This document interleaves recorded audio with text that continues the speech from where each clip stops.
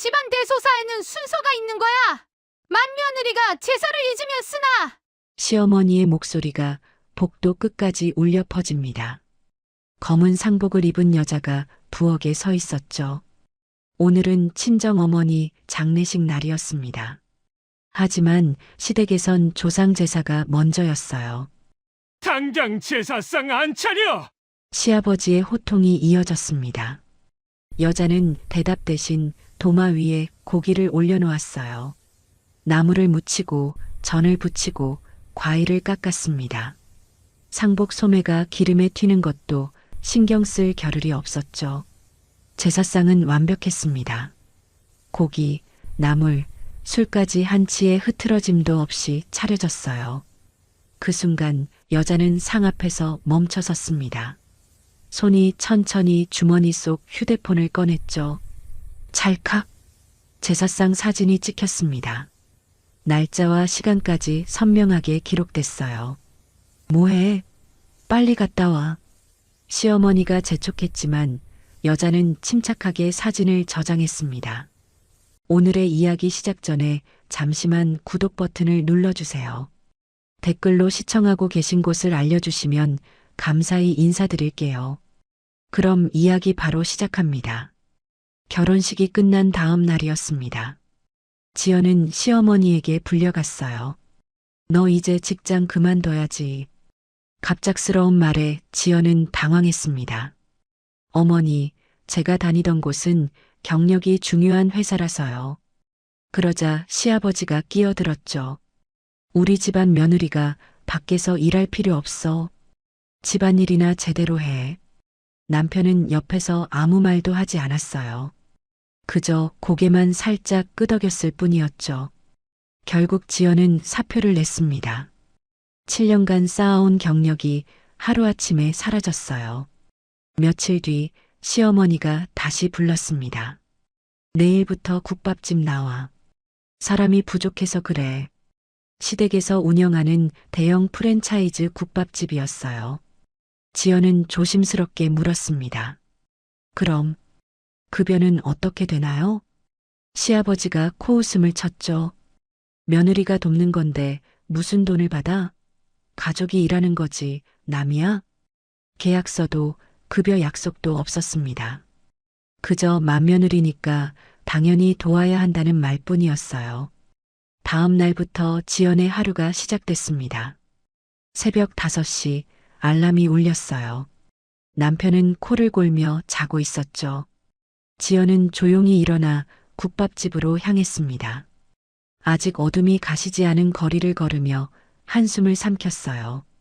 우리 가족을 위한 거니까 괜찮겠지. 국밥집 문을 열자 시어머니가 이미 와 있었습니다. 늦었네. 빨리 앞치마 두르고 육수부터 확인해. 지연은 대답도 못한 채 주방으로 들어갔어요. 손님이 몰려오기 전까지 준비할 게 산더미였죠. 파를 썰고 고기를 삶고 김치를 담았습니다. 손님이 들어오면 주문을 받고 서빙을 하고 설거지까지 도맡았어요. 오후 3시가 되어서야 점심을 먹을 수 있었습니다. 남은 국밥 한 그릇이 전부였죠. 빨리 먹고 설거지 끝내. 저녁 장사 준비해야지. 시어머니는 쉬는 시간조차 주지 않았어요. 저녁 9시 마지막 손님이 나갔습니다. 하지만 지연의 일은 끝나지 않았어요. 설거지 다 끝내고 가. 내일 쓸 재료도 정리하고. 시어머니는 먼저 퇴근했습니다. 지연은 혼자 남아 산더미 같은 그릇을 닦았어요. 집에 돌아온 건 밤 11시였습니다. 남편은 소파에 누워 TV를 보고 있었죠. 힘들었어? 지연은 고개를 끄덕였어요. 그래도 우리 부모님 도와드리는 거잖아. 우리한테 나중에 물려줄 수도 있고. 참으라는 말. 그 말이 지연의 일상이 됐습니다. 한 달이 지나고 2달이 지났어요. 지연은 여전히 새벽에 일어나 국밥집으로 향했죠. 급여는 없었습니다. 계약서도 휴가도 주말도 없었어요. 그저 맏며느리니까 당연하다는 말만 반복됐을 뿐이었죠. 어느 날 명절이 다가왔습니다. 지연은 시댁에서 제사 음식을 준비했어요. 동서도 왔습니다. 하지만 동서는 부엌에 들어오지 않았어요. 거실에서 시부모님과 웃으며 이야기를 나눴죠. 어머니, 이번에 해외여행 다녀왔어요. 선물 드릴게요. 명품 브랜드 쇼핑백이 여러 개 나왔습니다. 시어머니는 환하게 웃었어요. 역시 우리 막내 며느리는 센스가 있어. 지연은 부엌에서 그 모습을 지켜봤습니다. 손에는 기름 묻은 행주가 들려 있었죠. 제사가 끝난 뒤 설거지는 지연의 몫이었어요. 동서는 일찍 집으로 돌아갔습니다. 언니 수고했어요. 가벼운 인사 한마디를 남기고 사라졌죠. 지연은 혼자 남아 새벽까지 설거지를 했어요. 손은 차가운 물에 얼얼했지만 마음은 더 차가웠습니다. 나 왜 혼자 이러고 있지? 내가 미련한 건가? 하지만 아무도 대답해주지 않았어요. 그저 맏며느리니까라는 말만 되풀이될 뿐이었죠. 그날 밤 지연은 처음으로 생각했습니다. 언제까지 이렇게 살아야 하지? 석 달이 흘렀습니다. 지연의 손은 거칠어졌고 얼굴엔 피로가 쌓여갔어요. 그날도 국밥집에서 하루를 보내고 집에 돌아왔죠. 거실에는 낯선 쇼핑백들이 놓여 있었습니다. 언니 왔어요? 동서의 목소리가 들렸어요. 명절도 아닌데 동서가 시댁에 와 있었죠. 어머니, 이번에 유럽 다녀왔어요. 선물 드릴게요. 명품 브랜드 쇼핑백이 하나둘씩 나왔습니다. 시어머니는 입이 귀에 걸렸어요. 아이고, 이렇게까지 안 해도 되는데. 말은 그렇게 했지만 표정은 달랐죠. 쇼핑백 속 선물을 하나하나 꺼내며 연신 감탄했어요. 이거 명품 맞지? 비싼 거 아니야? 동서가 환하게 웃었습니다. 괜찮아요. 어머니 좋아하실 것 같아서요. 시아버지도 흐뭇한 표정으로 고개를 끄덕였어요. 역시 우리 막내 며느리는 효심이 남다르네. 지연은 부엌 입구에 서서 그 장면을 바라봤습니다. 오늘도 새벽부터 밤까지 일했지만 아무도 지연을 보지 않았죠. 저녁 식사 자리였어요. 동서는 여행 이야기를 신나게 풀어놨습니다. 파리는 정말 멋있었어요. 에펠탑 앞에서 사진도 찍고요. 시어머니가 손뼉을 쳤어요. 세상에, 우리도 언젠가 가봐야겠네. 시아버지가 웃으며 말했습니다. 다음엔 우리까지 데려가라. 경비는 내가 낼 테니. 동서가 공손하게 대답했죠.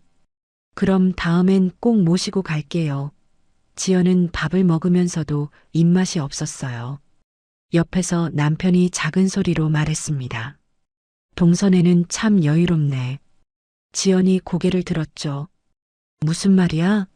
남편이 젓가락을 내려놓았어요. 아니, 그냥. 동선의 집이랑 너희 집이랑은 좀 다르잖아. 지연의 손이 멈췄습니다. 뭐가 다른데? 남편은 대수롭지 않게 말했어요. 동서 친정은 사업도 크게 하고 여유도 있고 그러니까 비교가 좀 되지 않나? 그 말은 싸움도 아니었고 비난도 아니었어요. 그저 사실을 말하는 것처럼 툭 던진 한마디였죠. 하지만 지연의 가슴엔 칼처럼 박혔습니다. 지연은 아무 말 없이 자리에서 일어났어요. 설거지를 하러 부엌으로 들어갔죠. 물소리가 시끄럽게 울렸습니다. 눈물이 날 것 같았지만 참았어요. 거실에서는 여전히 웃음소리가 들렸습니다. 동서와 시부모의 즐거운 대화가 이어졌죠. 지연은 그릇을 닦으며 생각했어요. 나도 결혼 전엔 이랬는데. 대학 졸업하고 회사에 취직했었죠. 월급도 받고 경력도 쌓았어요. 하지만 결혼하면서 모든 걸 그만뒀습니다. 시댁의 요구 때문이었죠. 지금은요? 새벽부터 밤까지 일해도 한 푼 받지 못하는 무급 노동자였어요. 설거지를 끝내고 거실로 나왔습니다. 동서가 일어서며 말했어요. 언니 수고했어요. 저는 이만 들어갈게요. 가벼운 인사 한마디를 남기고 현관으로 향했죠. 시어머니가 현관까지 따라 나가며 말했습니다. 조심히 들어가. 다음에 또 놀러와. 동서가 떠나고 시어머니가 돌아왔어요. 지연을 보더니 말했죠. 내일 제사 음식 준비해야 하니까 일찍 일어나. 지연이 조용히 대답했습니다. 네, 어머니. 그날 밤 지연은 잠들지 못했어요. 남편의 말이 계속 맴돌았죠. 비교가 좀 되지 않나? 지연은 천장을 바라보며 생각했습니다.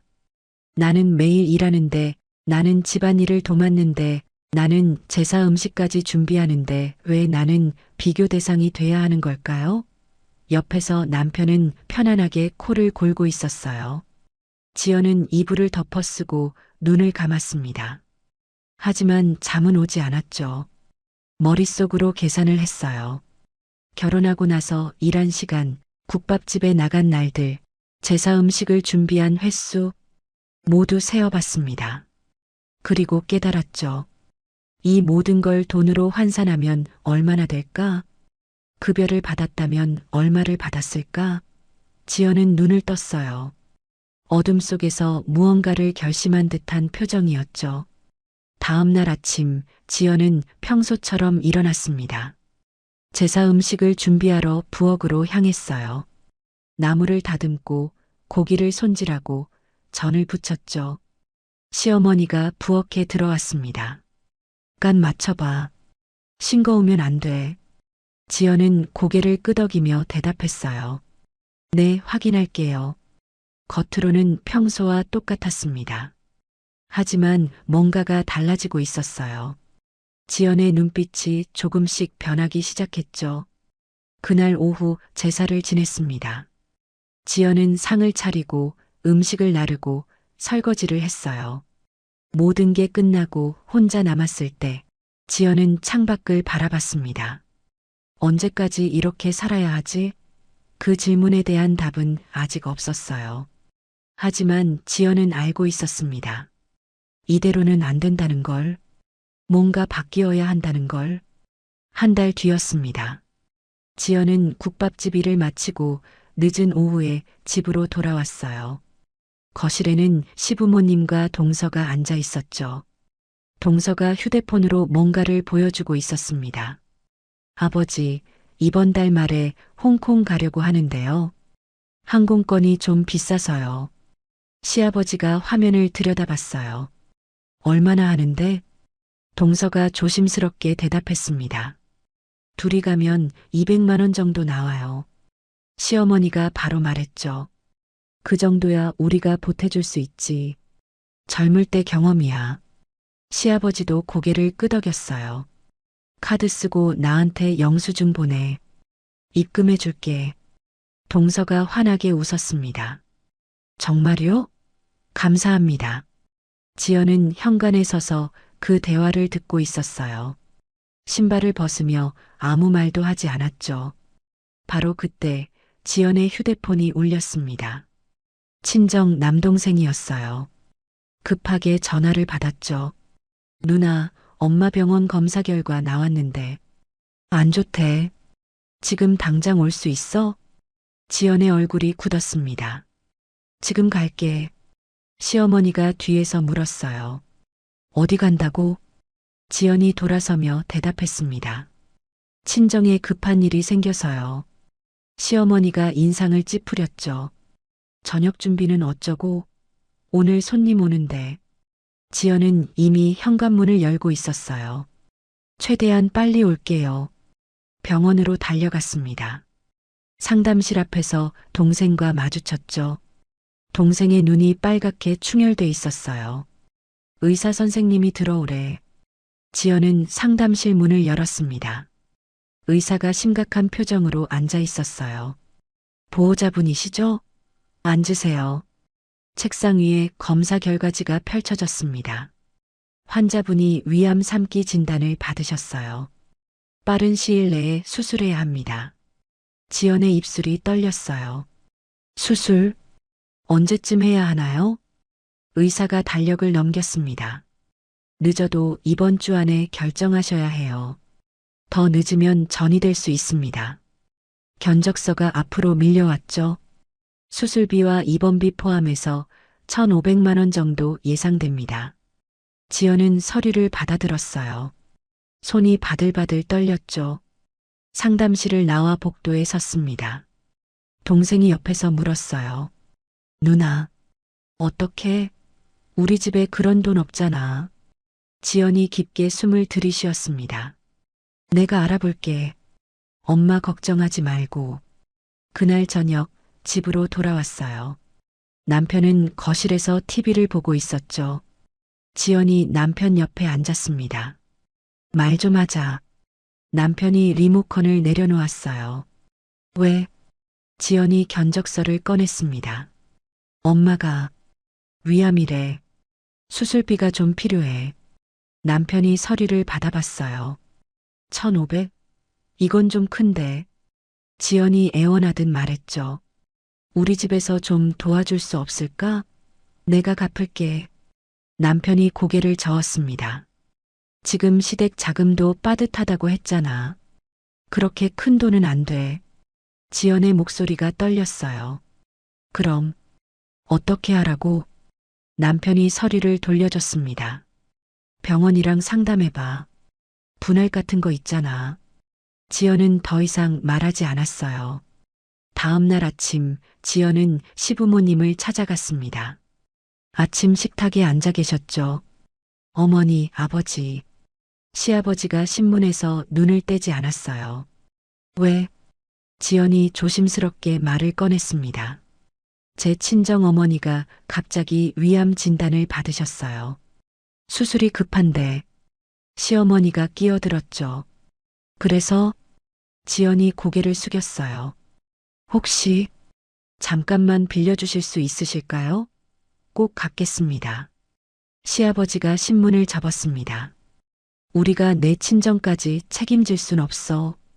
시어머니도 냉정하게 말했어요. 괜히 일 키우지 말고 병원 알아서 해. 우리도 여유 없다. 지연은 아무 말도 못했습니다. 그저 고개만 끄덕였죠. 거실을 나서는데 시어머니의 말이 들렸어요. 참, 오늘 저녁엔 제사 준비 잊지 마. 지연의 발걸음이 잠시 멈췄습니다. 같은 날이었어요. 같은 시각에 한쪽에서는 여행비로 200만 원을 흔쾌히 내주고 다른 쪽에서는 생명이 걸린 수술비를 거절했죠. 지연은 방으로 들어갔습니다. 서랍을 열었어요. 오래된 파일 봉투가 나왔죠. 결혼할 때 정리했던 서류들이었어요. 통장을 꺼냈습니다. 집을 살 때 입금했던 내역이 그대로 찍혀 있었죠. 지연이 낸 돈 2억 7천만 원, 남편이 낸 돈 3천만 원, 전체 집값 3억 원 중 90%를 지연이 냈어요. 하지만 등기부등본을 펼쳐보니 명의는 남편 이름으로만 올라가 있었습니다. 나중에 같이 명의에 올리면 되지. 부부인데 뭐. 결혼 전 남편이 했던 말이 떠올랐어요. 지연은 서류를 천천히 정리했습니다. 통장, 계약서, 등기부등본 모두 다시 봉투에 넣었죠. 하지만 이번엔 그냥 넣지 않았어요. 각 서류의 날짜와 금액을 확인하며 넣었습니다. 지연은 봉투를 서랍 깊숙이 넣었어요. 그리고 서랍을 천천히 닫았죠. 창밖을 바라봤습니다. 하늘은 흐렸어요. 지연은 조용히 중얼거렸습니다. 내 돈으로 산 집에서 구걸을 하고 있네. 그날 저녁 지연은 제사 음식을 준비했어요. 평소처럼 나물을 무치고 고기를 구웠죠. 겉으로는 아무 일 없는 것처럼 보였습니다. 하지만 지연의 마음이 조금씩 일렁이기 시작했습니다. 참는 것과 준비하는 것은 달랐습니다. 그리고 지연은 이제 준비하고 있었어요. 일주일이 지났습니다. 친정어머니는 결국 수술을 받지 못했어요. 병세가 급격히 악화됐죠. 그리고 오늘 새벽 숨을 거두셨습니다. 지연은 병원 복도 의자에 앉아 있었어요. 간호사가 방금 막 나갔죠. 유가족분들 장례식장으로 내려가셔야 합니다. 동생이 지연 옆에 섰습니다. 누나, 빈소 차려야 해. 같이 내려가자. 지연은 대답하지 못했어요. 그저 어머니가 누워 계셨던 병실 문만 바라봤죠. 복도는 텅 비어 있었습니다. 이른 새벽이었거든요.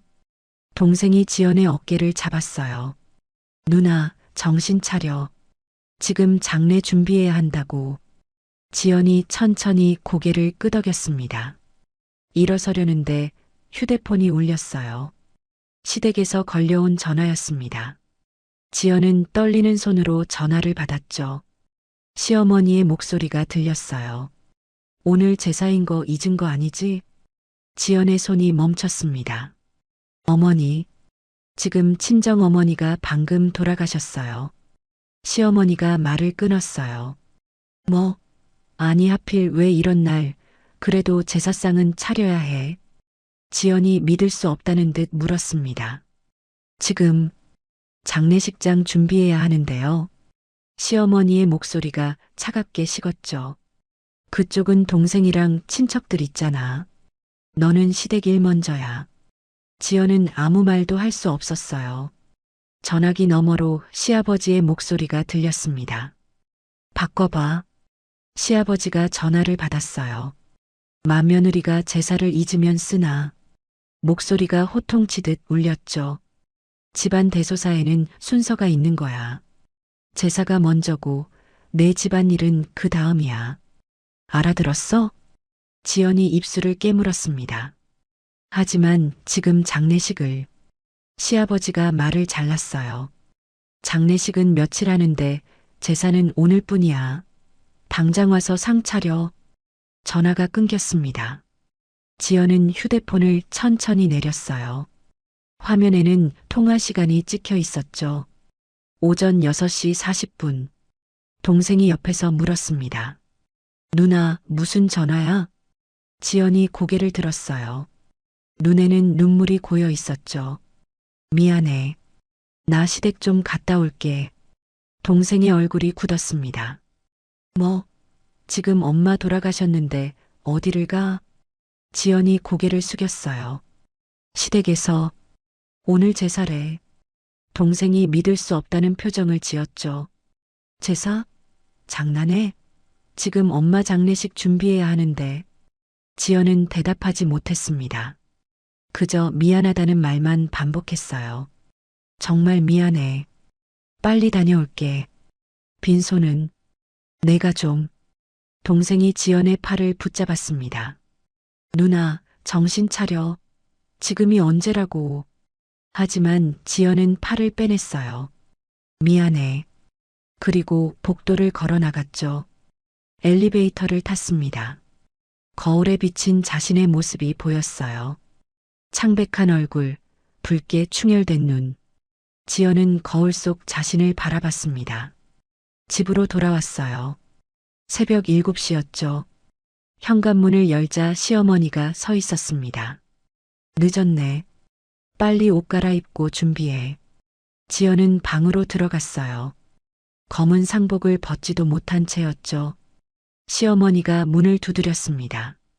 그 옷 입고 뭐해? 갈아입어.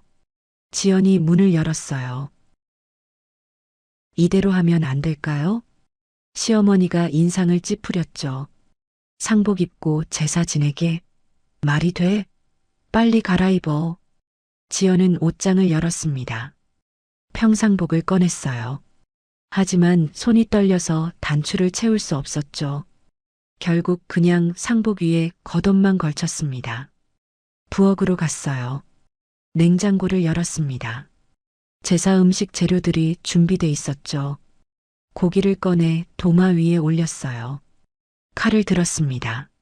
손이 떨렸습니다. 칼날이 흔들렸죠. 지연은 눈을 감았어요. 깊게 숨을 들이마셨습니다. 그리고 고기를 썰기 시작했죠. 나물을 다듬었어요. 시금치, 도라지, 고사리. 하나하나 손질하며 무쳤습니다. 전을 부쳤어요. 기름이 튀었죠. 지연의 손등에 기름이 튀었지만 신경 쓰지 않았어요. 과일을 깎았습니다. 사과, 배, 감. 칼날이 과일 껍질을 벗겨냈죠. 2시간이 흘렀습니다. 제사상이 완성됐어요. 고기, 생선, 나물, 과일, 술. 완벽했습니다. 지연은 상 앞에 멈춰 섰어요. 양손으로 상 끝을 잡았습니다. 이 상을 엎어버릴까? 생각이 스쳤죠. 여기서 다 끝내버릴까? 힘을 주면 상이 뒤집힐 것 같았어요. 음식들이 바닥에 쏟아질 거예요. 지연의 손에 힘이 들어갔습니다. 상이 미세하게 흔들렸죠. 하지만 지연은 천천히 손을 뗐어요. 숨을 깊게 들이마셨습니다. 아직은 아니었어요. 아직은 참아야 했죠. 지연은 주머니에서 휴대폰을 꺼냈습니다. 카메라를 켰어요. 제사상을 정면에서 찍었죠. 찰칵. 화면에 날짜와 시간이 선명하게 표시됐습니다. 오늘 날짜. 오전 9시 15분.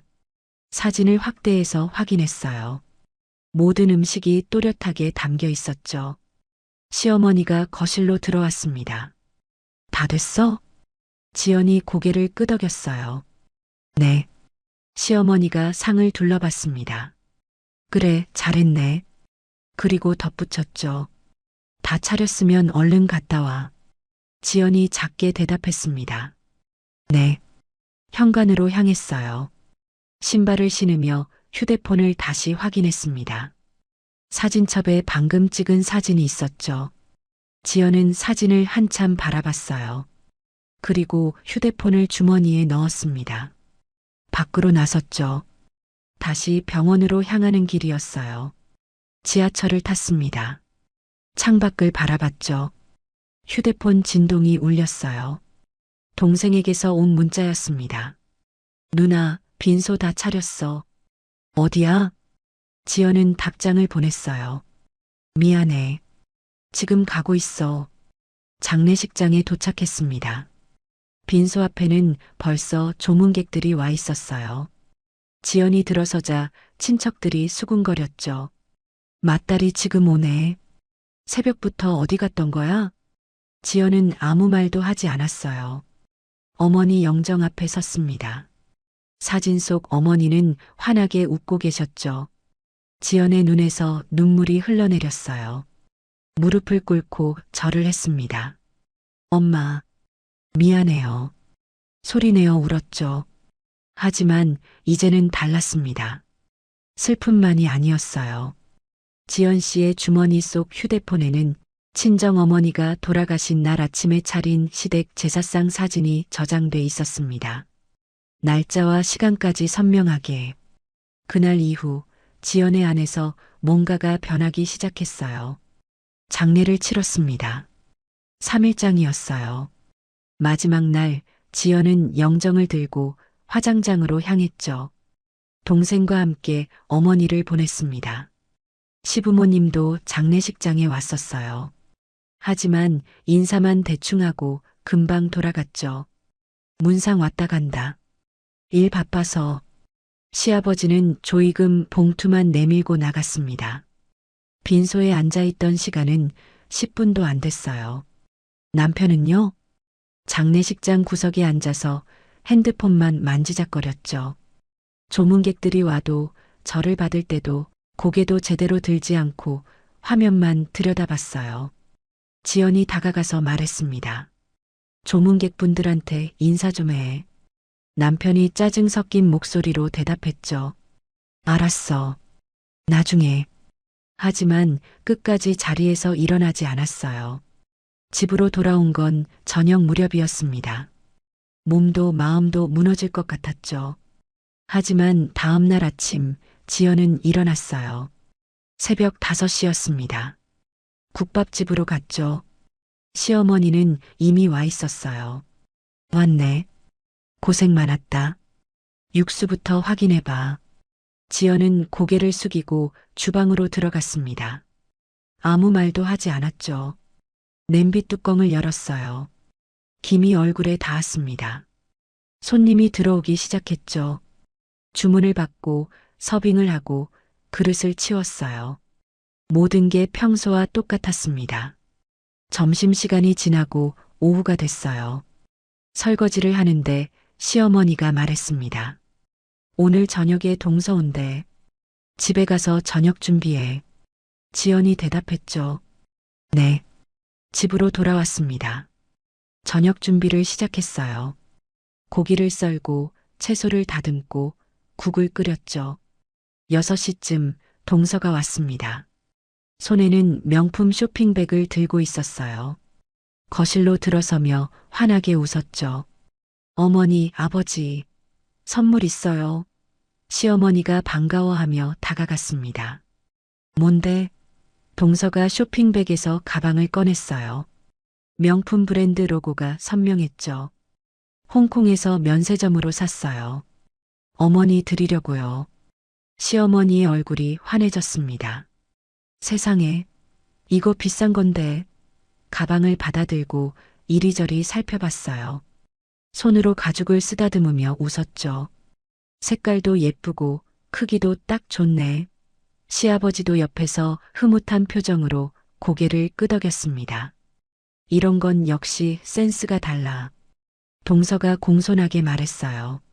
마음에 드셨으면 좋겠어요. 시어머니가 가방을 껴안았죠. 당연히 마음에 들지. 우리 며느리 최고야. 지연은 부엌 문틈에 서서 그 장면을 지켜봤어요. 말없이 바라만 봤습니다. 시어머니가 거울 앞에서 가방을 메어봤어요. 이쪽 저쪽 돌아보며 연신 웃었죠.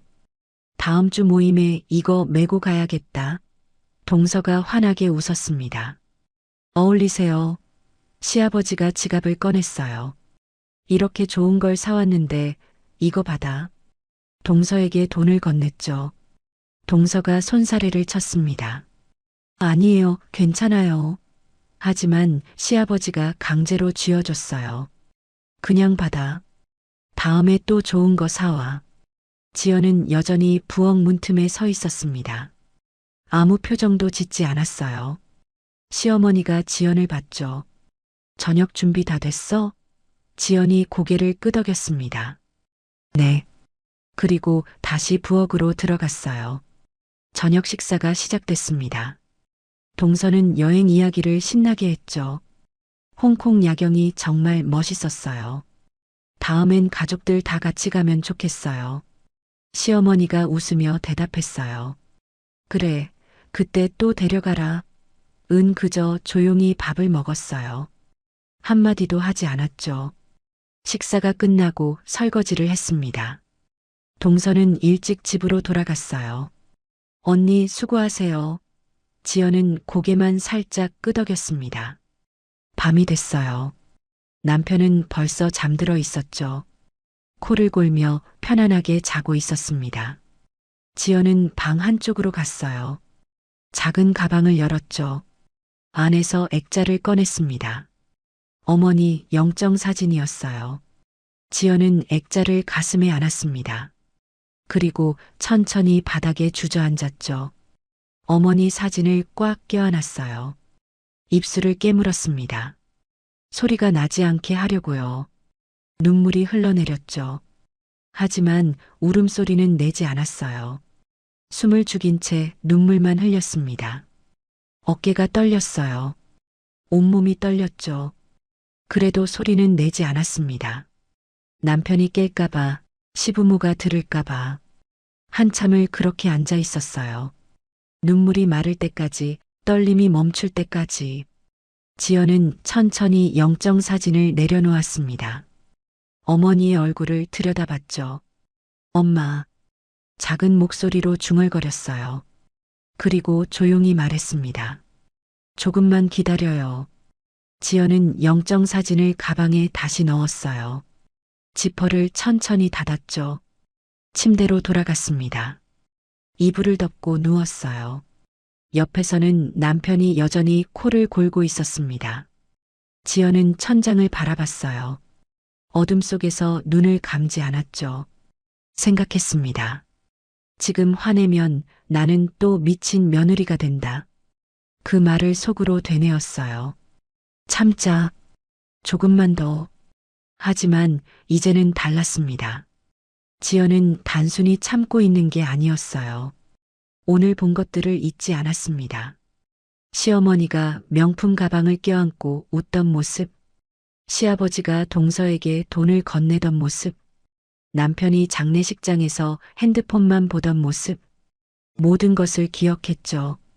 날짜도 시간도 말도 표정도 잊지 않을 거예요. 지연의 눈빛이 어둠 속에서 빛났습니다. 참음은 이제 무기력이 아니었어요. 참음은 이제 계획이었죠. 그날 이후 지연은 달라졌습니다. 겉으로는 여전히 고개를 숙이고 말없이 일했지만 금방이라도 터질 것 같은 사람의 모습이었죠. 한 달이 지났습니다. 지연은 여전히 새벽마다 국밥집으로 향했어요. 그날도 평범한 하루였죠. 손님을 받고 설거지를 하고 집으로 돌아왔습니다. 저녁 무렵이었어요. 시어머니의 휴대폰이 울렸죠. 화면에 동서 이름이 떴습니다. 시어머니가 전화를 받았어요. 응, 왜? 전화기 너머로 동서의 떨리는 목소리가 들렸습니다. 어머니, 저희 집이, 사업이, 시어머니의 표정이 굳었어요. 무슨 일인데? 동서가 울먹이는 목소리로 대답했죠. 거래처에서 갑자기 계약을 취소했어요. 그래서 자금이 막혀서 시어머니가 미간을 찌푸렸습니다. 그래서 동서의 목소리가 더 떨렸어요. 어머니, 잠깐만 도와주세요. 2천만 원만. 시어머니의 얼굴이 차갑게 식었죠. 2천? 갑자기 무슨 소리야? 동서가 애원하듯 말했습니다. 일주일만 빌려주시면 바로 갚을게요. 정말 급해서. 시어머니가 한숨을 내쉬었어요. 우리도 지금 여유 없어. 너희 집 사정은 우리가 어떻게 해? 동서가 다급하게 말했죠. 어머니, 제발이요. 이번만. 하지만 시어머니는 말을 끊었습니다. 지금 우리 사정도 모르면서 그런 소리 하지 마. 너희끼리 알아서 해. 그리고 전화를 끊어버렸어요. 지연은 부엌에서 그 장면을 지켜봤습니다. 설거지하던 손을 멈추고 가만히 서 있었죠. 시어머니가 휴대폰을 내려놓으며 혼잣말을 했어요. 즉, 돈 빌려달라고 전화하네. 시아버지가 물었습니다. 무슨 일이래? 시어머니가 대답했죠. 동선의 집 사업이 안 된대. 돈 빌려달라고. 시아버지가 코웃음을 쳤어요. 그런 거 우리가 왜 책임져? 자기네 일은 자기가 해결해야지. 시어머니도 고개를 끄덕였습니다. 맞아. 우리도 바쁜데 무슨. 지연은 조용히 부엌으로 돌아갔어요. 다시 설거지를 시작했죠. 물소리만 조용히 흘렀습니다. 며칠 뒤였어요. 동서가 시댁에 직접 찾아왔습니다. 얼굴이 창백했죠. 눈 밑에는 다크서클이 짙게 깔려 있었어요. 어머니, 아버지. 동서가 고개를 숙였습니다. 시어머니는 소파에 앉은 채 쳐다보지도 않았어요. 무슨 일이야? 동서가 떨리는 목소리로 말했죠. 저번에 전화드렸던 거 정말 급한 상황이에요. 이번 주까지 자금이 안 들어오면. 시아버지가 말을 끊었습니다. 그건 내 집 문제잖아. 우리한테 왜 그래? 동서의 눈에 눈물이 고였어요. 제발이요. 친정에도 말했는데 거기도 어렵대요. 시댁밖에 없어요. 시어머니가 차갑게 말했습니다. 우리도 어려워. 그리고 그런 큰 돈은 못 도와줘. 동서가 무릎을 꿇었어요. 어머니, 제발이요. 일주일만. 하지만 시아버지가 일어섰습니다. 그만 가봐. 우리도 할 말 없어. 동서는 한참을 그 자리에 앉아 있었죠. 결국 일어섰습니다. 죄송합니다. 고개를 숙이고 현관으로 향했어요. 지연은 복도에 서서 그 모습을 봤습니다. 동서와 눈이 마주쳤죠. 동서가 작게 말했어요. 언니. 지연은 아무 말도 하지 않았습니다. 그저 고개만 살짝 끄덕였죠. 동서가 현관문을 열고 나갔어요. 문이 닫히자 시어머니가 한숨을 쉬었습니다. 즉, 돈 없으면 여행은 왜 다녔대? 시아버지도 거들었죠. 맨날 명품이나 사오더니 이제 손 벌리네. 지연은 그 말들을 들으며 부엌으로 돌아갔어요. 저녁 준비를 시작했습니다. 칼로 물을 썰었죠. 칼날이 도마를 두드리는 소리만 규칙적으로 울렸어요. 지연은 생각했습니다. 한 달 전만 해도 동서가 명품 가방을 들고 왔을 때 시어머니는 환하게 웃었어요. 시아버지는 돈을 쥐어주며 칭찬했죠. 역시 센스가 달라. 하지만 지금은요? 돈 없으면 여행은 왜 다녔대? 지연은 칼을 내려놓았습니다. 창밖을 바라봤어요.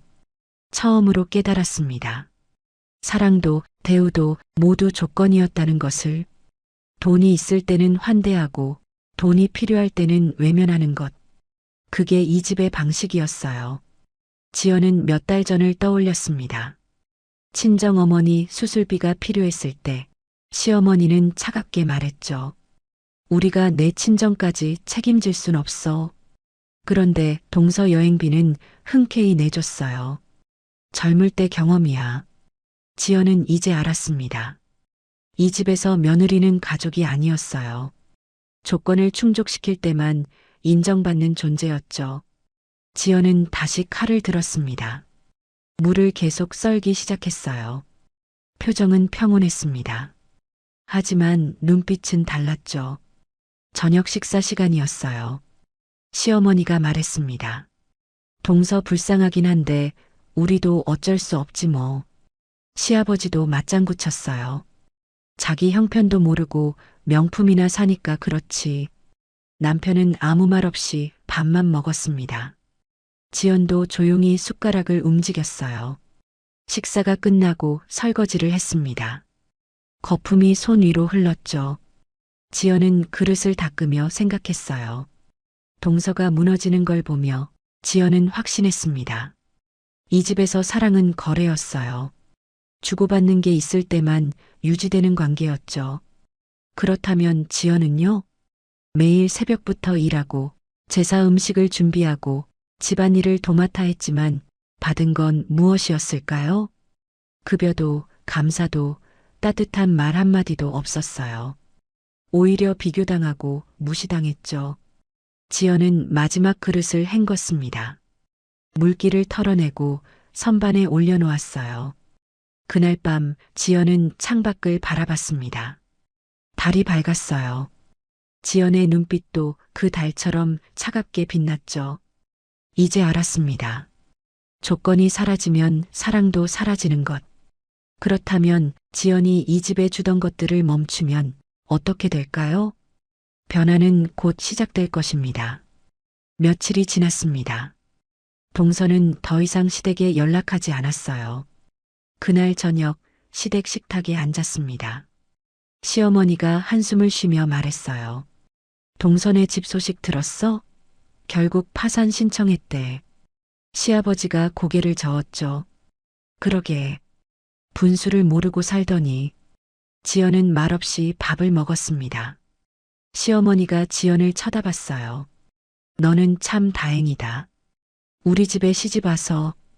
지연이 숟가락을 멈췄습니다. 시아버지도 거들었죠. 그러니까 시댁에서 이렇게 챙겨주는데 감사할 줄 알아야지. 시어머니가 계속 말했어요. 이럴 때일수록 내가 중심을 잡아야지. 동선애처럼 무너지면 안 돼. 지연은 고개를 끄덕였습니다. 네. 하지만 그 눈빛은 차가웠어요. 식사가 끝나고 설거지를 했습니다. 남편이 옆으로 지나가며 말했죠. 요즘 부모님이 스트레스 받으시니까 조심해. 지연이 물었어요. 조심한다는 게? 남편이 대답했습니다. 괜히 기분 상하게 하지 말라고. 알지? 지연은 아무 말도 하지 않았어요. 그날 밤 지연은 집을 나섰습니다. 시부모에게 말했죠. 친구 만나고 올게요. 시어머니가 눈살을 찌푸렸어요. 밤에 어딜 나가?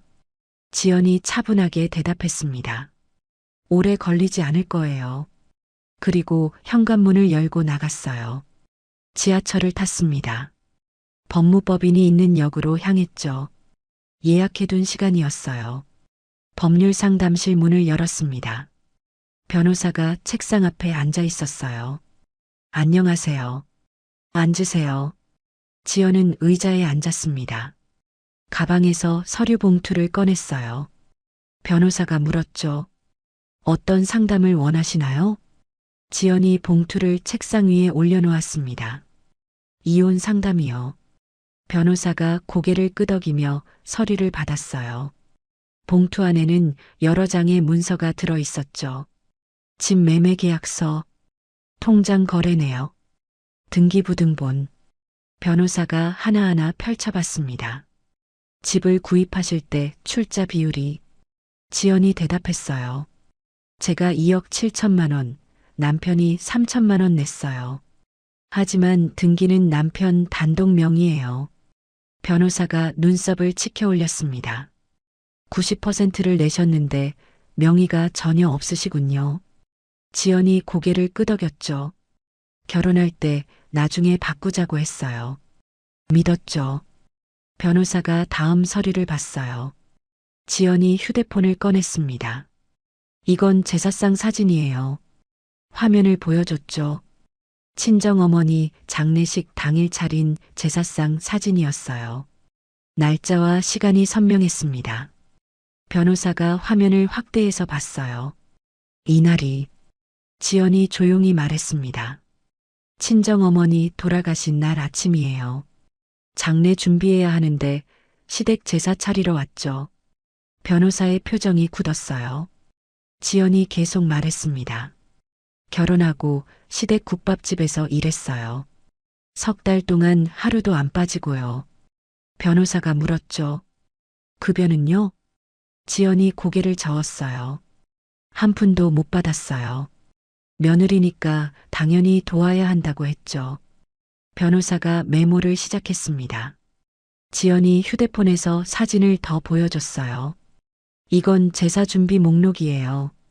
몇 번 했는지 날짜별로 정리했어요.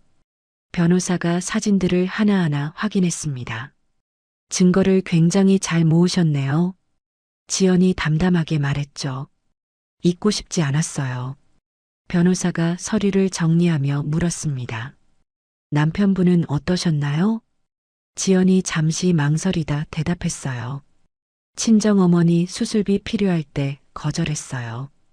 시댁 자금이 빠듯하다고요. 변호사가 고개를 끄덕였죠. 그런데 시댁에서는 다른 며느리 여행비는 지원했고요. 지연이 조용히 대답했습니다. 네. 변호사가 펜을 내려놓았어요. 지연을 똑바로 바라봤죠. 말씀 다 들어봤습니다. 잠시 침묵이 흘렀어요. 변호사가 단호하게 말했습니다. 이건 희생이 아니라 착취입니다. 지연의 눈빛이 흔들렸어요. 변호사가 계속 말했죠. 무급 노동 강요, 재산권 침해, 정서적 학대에 해당합니다. 법적으로 충분히 다툴 수 있어요. 지연이 입술을 깨물었습니다. 변호사가 서류를 정리하며 물었어요. 이혼 소송 진행하시겠습니까? 지연은 잠시 생각했습니다. 창밖을 바라봤죠. 밤거리에 불빛이 반짝였어요. 그동안 참아왔던 시간들이 스쳐 지나갔습니다. 새벽부터 국밥집에서 일하던 날들, 제사 음식을 혼자 준비하던 밤들, 친정어머니 수술비를 거절당했던 순간, 상복을 입고 제사상을 차리던 그날, 지연은 고개를 들었어요. 변호사를 똑바로 쳐다봤습니다. 네, 진행하겠습니다. 목소리는 떨리지 않았어요. 변호사가 고개를 끄덕였죠. 재산분할, 위자료, 무급 노동 보상 모두 청구 가능합니다. 준비하시죠. 지연이 일어섰어요. 감사합니다. 변호사가 명함을 건넸습니다. 필요한 서류 더 있으면 연락 주세요. 철저히 준비하겠습니다. 지연은 명함을 받아 가방에 넣었어요. 법률 상담실을 나왔습니다. 엘리베이터를 타고 내려왔죠. 밖으로 나서자 찬 바람이 불었어요. 지연은 하늘을 올려다봤습니다. 별이 보였어요. 지연은 천천히 숨을 들이마셨습니다. 이제 돌아갈 이유는 없었어요. 뒤돌아볼 필요도 없었죠. 지연은 걸음을 옮겼습니다. 집으로 돌아가는 길이었어요. 하지만 마음속으로는 이미 떠나 있었죠. 집에 도착했습니다. 현관문을 열고 들어섰어요. 시어머니가 거실에 앉아 있었습니다. 어디 갔다 와? 지연이 조용히 대답했어요. 친구 만나고 왔어요. 시어머니가 투덜거렸죠. 밤에 나가지 말라니까. 여자가 밤에 돌아다니면 보기 안 좋아. 지연은 고개만 끄덕였습니다. 죄송해요. 그리고 방으로 들어갔어요. 남편은 벌써 자고 있었죠. 지연은 조용히 옷을 갈아입었습니다. 침대에 누웠어요. 천장을 바라봤죠. 겉으로는 아무것도 변하지 않았어요. 하지만 안에서는 모든 게 달라졌습니다. 지연은 눈을 감았어요. 이제 시작이었습니다. 진짜 변화는 곧 찾아올 거예요. 일주일이 지났습니다. 그날 아침 지연은 평소처럼 일어났어요. 하지만 국밥집으로 가지 않았죠. 시어머니가 전화를 걸어왔습니다. 왜 안 와? 손님 몰리는데. 지연이 조용히 대답했어요. 오늘부터 안 나갈게요. 시어머니의 목소리가 높아졌죠. 뭐? 갑자기 무슨 소리야? 지연은 전화를 끊었습니다. 1시간 뒤 시어머니가 집으로 돌아왔어요. 시아버지도 함께였죠. 거실에 들어서며 소리쳤습니다. 이게 무슨 짓이야? 가게 어떡하라고. 지연은 소파에 앉아 있었어요. 차분하게 말했죠. 앉으세요. 할 말이 있어요. 시아버지가 버럭 소리쳤습니다. 할 말? 지금 내가 무슨 짓 하는지 알아? 지연은 일어서지 않았어요. 남편도 부르세요. 같이 들어야 할 이야기예요. 시어머니가 휴대폰을 꺼내 남편에게 전화했죠. 당장 집에 와. 내 와이프가 이상해. 30분 뒤 남편이 도착했습니다. 무슨 일이야? 지연은 세 사람을 바라봤어요. 테이블 앞에 서류 봉투를 내려놓았습니다. 이혼하려고 해요. 거실이 순간 조용해졌죠. 시어머니가 먼저 입을 열었어요. 뭐라고?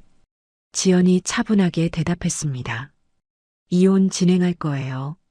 남편이 어이없다는 표정으로 물었죠. 갑자기 무슨 소리야? 지연은 봉투에서 서류를 꺼냈어요. 하나씩 테이블 위에 펼쳤습니다. 첫 번째 서류, 집 매매 계약서와 통장 거래 내역이었어요. 이 집 살 때 제가 2억 7천만 원 냈어요. 남편은 3천만 원. 시아버지가 서류를 낚아챘습니다. 그게 뭐 어쨌다고. 지연이 계속 말했죠. 등기는 남편 단독 명의예요. 제 이름은 한 글자도 없고요. 두 번째 서류, 휴대폰 화면을 테이블에 올려놓았어요. 국밥집 출퇴근 기록이 정리돼 있었죠. 석 달간 하루도 빠지지 않고 국밥집에서 일했어요. 급여는 한 푼도 못 받았고요. 시어머니가 비웃었습니다. 가족끼리 돕는 건데 무슨 급여를 받아? 지연이 시어머니를 똑바로 쳐다봤어요. 가족이면 친정어머니 수술비는 왜 안 도와줬어요? 시어머니의 얼굴이 굳었죠. 지연이 계속 말했습니다. 동서 여행비는 흔쾌히 내주셨잖아요. 그것도 여러 번. 시아버지가 소리쳤어요. 그건 다른 문제잖아. 지연이 고개를 저었습니다. 아니에요. 똑같은 문제예요. 선택적인 가족이었죠. 세 번째 서류. 사진을 꺼내 보여줬어요. 제사상 사진이었습니다. 이 날짜 보세요. 시어머니가 사진을 들여다봤죠. 날짜가 선명했어요. 지연이 조용히 말했습니다. 친정어머니 돌아가신 날 아침이에요. 장례 준비해야 하는데 제사 차리러 왔죠. 남편이 입을 열었어요. 그건 집안 사정이. 지연이 말을 끊었습니다. 집안 사정? 제 엄마 장례식은 집안 사정이 아니었나요? 거실이 다시 조용해졌어요. 지연은 마지막 서류를 꺼냈습니다. 변호사 명함과 상담 기록이었죠. 변호사 선임했어요. 시아버지가 벌떡 일어섰습니다. 내가 지금 뭐 하는 거야? 지연은 일어서지 않았어요. 차분하게 앉아서 대답했죠. 제가 받아야 할 걸 받으려고요. 남편이 다가와 손을 뻗었어요. 야, 진정해. 우리 얘기 좀 하자. 지연이 손을 뿌리쳤습니다. 이미 변호사 통해서 진행 중이에요. 남편의 얼굴이 붉어졌죠. 이제 와서 왜? 지연이 처음으로 웃지 않고 답했어요. 말했어. 목소리가 차가웠습니다. 당신들이 안 들은 거야. 남편이 말문이 막혔어요. 지연이 계속 말했죠. 수술비 필요하다고 말했어요. 안 들었죠. 시어머니를 쳐다봤습니다. 제사 강요 힘들다고 말했어요. 안 들었죠. 시아버지를 봤어요. 급여 달라고 말했어요. 안 들었죠. 세 사람 모두를 둘러봤습니다. 당신들은 듣고 싶은 것만 들었어요. 그게 전부예요. 시어머니가 떨리는 목소리로 말했죠. 우리가 널 어떻게 키웠는데? 지연이 고개를 저었어요. 키운 게 아니에요. 이용한 거죠. 일어섰습니다. 일주일 안에 짐 빼서 나갈게요. 그때까지 건드리지 마세요.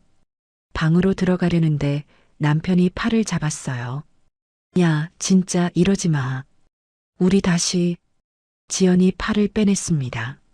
손 떼요. 목소리에 힘이 있었어요. 남편이 손을 놨죠. 지연은 방문을 닫았습니다. 거실에서는 시부모와 남편의 목소리가 들렸어요. 저걸 어떻게 변호사까지 선임했다고. 하지만 지연은 신경 쓰지 않았습니다. 가방을 꺼내 짐을 싸기 시작했어요. 옷, 책, 개인 물건들, 그리고 마지막으로 작은 액자를 꺼냈습니다. 어머니 영정 사진이었어요. 지연은 액자를 가슴에 안았죠. 눈을 감았습니다. 엄마. 작은 목소리로 불렀어요. 이제 내 인생으로 돌아갈게. 눈을 떴습니다. 액자를 가방에 조심스럽게 넣었어요. 창밖을 바라봤죠. 해가 지고 있었습니다. 하지만 지연에게는 새로운 하루가 시작되는 것 같았어요.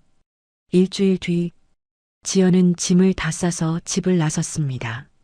시부모는 거실에 앉아 있었지만 말을 걸지 않았어요. 남편도 방에서 나오지 않았죠. 지연은 현관문을 열었습니다. 뒤돌아보지 않았어요. 문을 닫고 계단을 내려갔죠. 밖으로 나서자 바람이 불었습니다. 지연은 하늘을 올려다봤어요. 구름 사이로 햇빛이 비쳤죠. 지연은 짐을 들고 걸었습니다. 발걸음이 가벼웠어요. 처음으로 지연은 자유로웠습니다.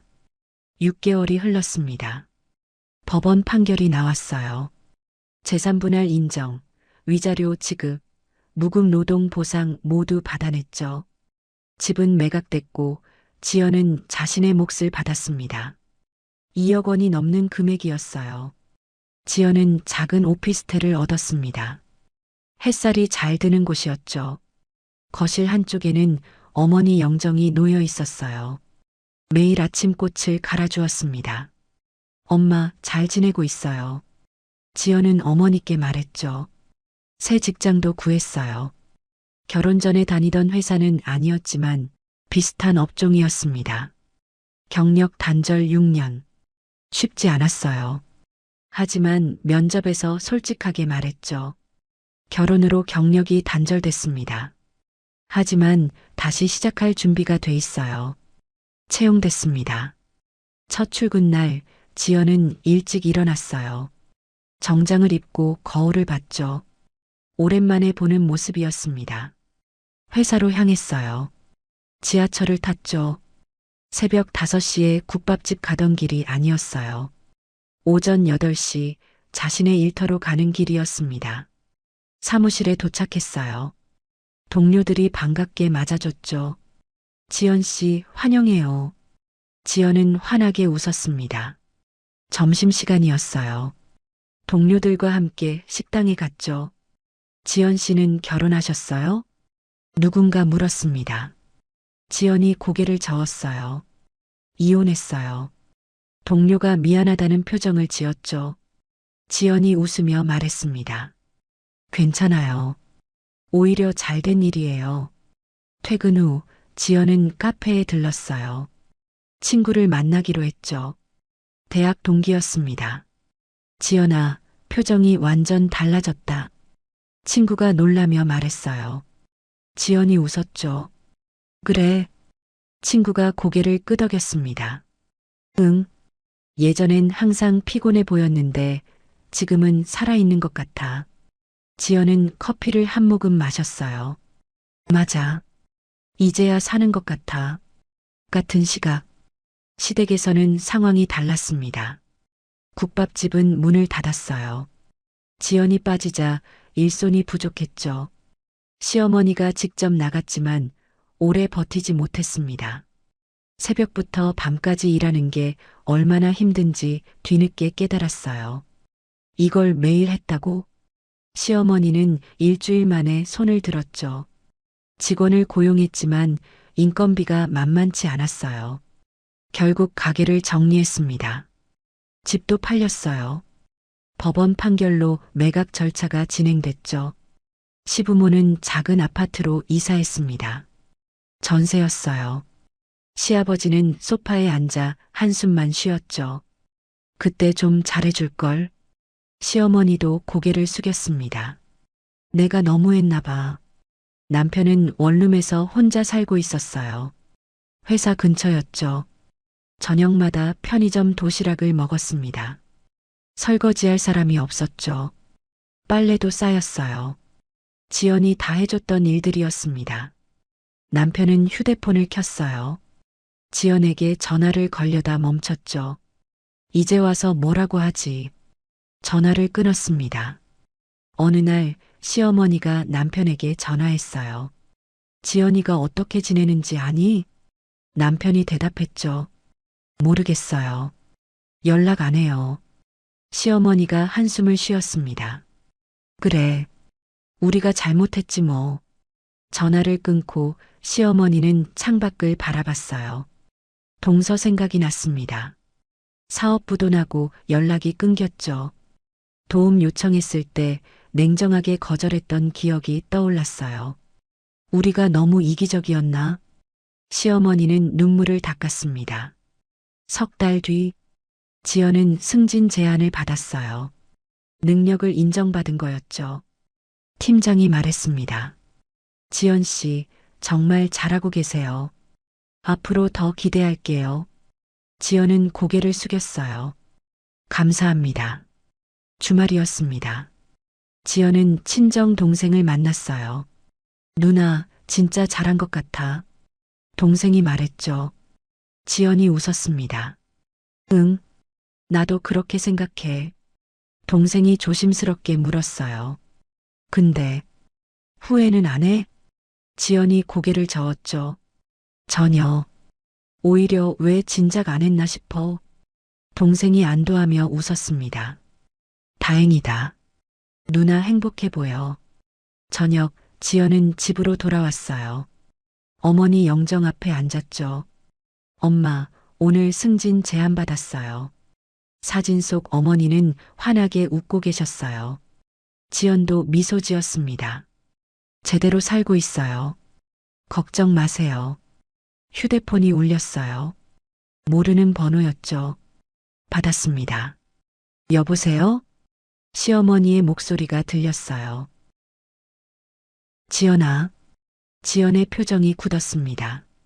무슨 일이세요? 시어머니가 떨리는 목소리로 말했죠. 미안해. 정말 미안해. 지연은 아무 말도 하지 않았어요. 시어머니가 계속 말했습니다.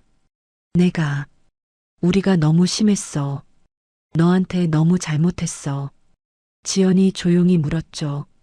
지금 사과받으면 뭐가 달라지나요? 시어머니가 흐느꼈어요.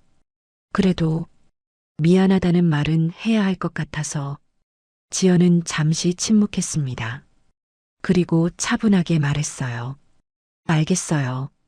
사과는 받을게요. 시어머니가 희망을 품은 목소리로 물었죠. 그럼 우리 다시 지연이 말을 끊었습니다. 그건 안 돼요. 목소리가 단호했어요. 사과는 받지만 관계는 끝이에요. 이제 각자 인생 사세요. 시어머니가 울먹였죠. 지연아. 지연이 마지막으로 말했습니다. 행복하세요. 저도 행복할게요. 전화를 끊었어요. 지연은 휴대폰을 내려놓았습니다. 깊게 숨을 들이마셨죠. 가슴이 뭉클했어요. 하지만 후회는 없었습니다. 창밖을 바라봤어요. 별이 빛나고 있었죠. 지연은 일어나 베란다로 나갔습니다. 밤바람이 불었어요. 엄마. 하늘을 올려다보며 중얼거렸죠. 저 잘하고 있죠? 별이 반짝였습니다. 지연은 미소 지었어요. 이제 진짜 지연의 인생이었습니다. 누구의 며느리도 누구의 아내도 아닌 그냥 지연. 그것으로 충분했어요. 바람이 다시 불었습니다. 지연의 머리카락이 날렸죠. 지연은 눈을 감았어요. 행복했습니다. 진짜 행복이었어요. 끝까지 시청해 주셔서 감사합니다. 사연 빛나는 밤이었습니다.